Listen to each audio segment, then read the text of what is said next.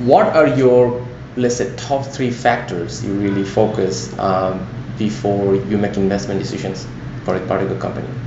Let's say top 3, top 4.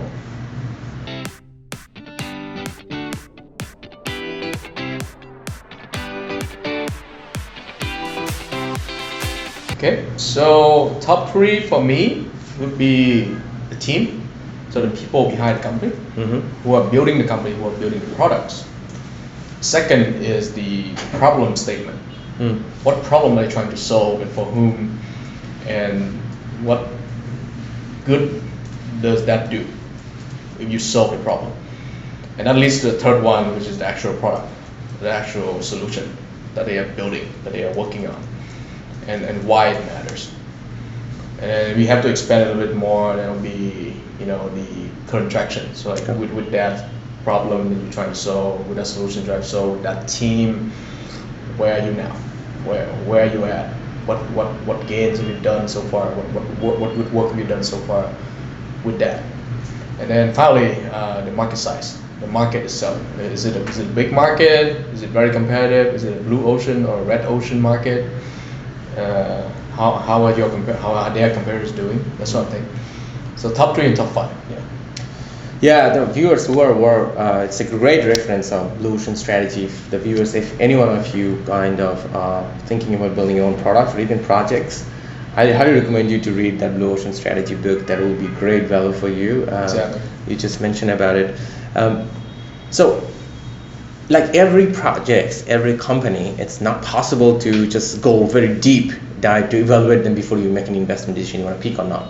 You need a first impression and you want to look for a quick way to see this one. Shall I invest more time on this company or not before I go further with them? So what would be like quick 5 or 4 tools, like mental models you have to evaluate that, no, okay, this company doesn't make sense with that one, I don't want to do it, I want to walk away, or no, yes, I should spend more time on this one to go understand it more? I think you don't need 4 or 5, you just need one, which is like having if not face to face, at least like a call with the founding team and just feel them out. And by that I mean, just ask them the question, what they're doing, see how they answer the questions. Are they being truthful? Are they being honest? Are they just making stuff up as they go along?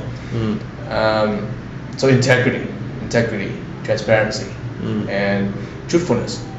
I think it's a good place to start.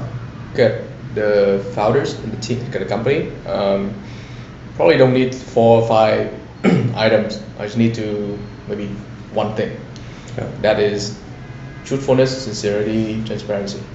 And what I mean by that is like usually when I do a deal, I would always love to start with having a call or having an in-person meeting with the founders and the founding team. Depending on the situation, if it's a COVID lockdown and have to do it on conference call, whenever possible, meet in person and just feel them out. So asking them a question about what they're doing, who they are, what solution are they building and why it matters, what traction do they have. So if they are answering these questions with a level of sincerity, truthfulness, they're being upfront about what challenge they're dealing with, then that's a good sign. And what I mean by that is, because we venture capitalists or even investors in general, we want to be working with these people for years to come. So at least like 3 to 5 years or even longer than that. So if they are not being truthful from day one, from the first meeting, then that's a red flag right there. And usually I would use that as a screening process, as a screening step to decide whether to continue or not. Integrity. It's interesting actually, yeah. I mean, how a relationship can build up with an integrity problem, particularly financial matters. So I'll tell you a situation. Let me see how do you do that. So let's say there are 3 founders. You found out one is super honest, another person is moderately honest, another one you are not really honest. How are you gonna? But you really like that business model. What are you gonna do?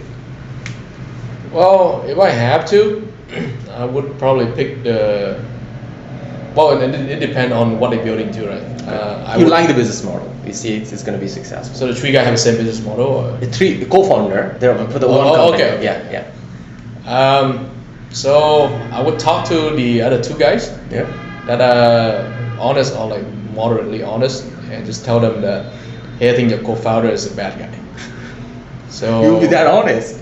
No, because again, I think being a VC sometimes is to say tough things.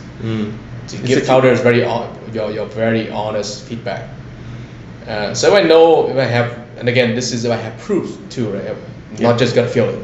If I have proof that this third guy is being completely dishonest, then I'll give that information straight to the other two guys, because they need that.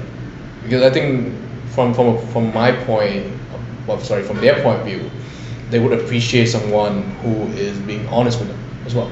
So honesty and sincerity and integrity have to come both ways.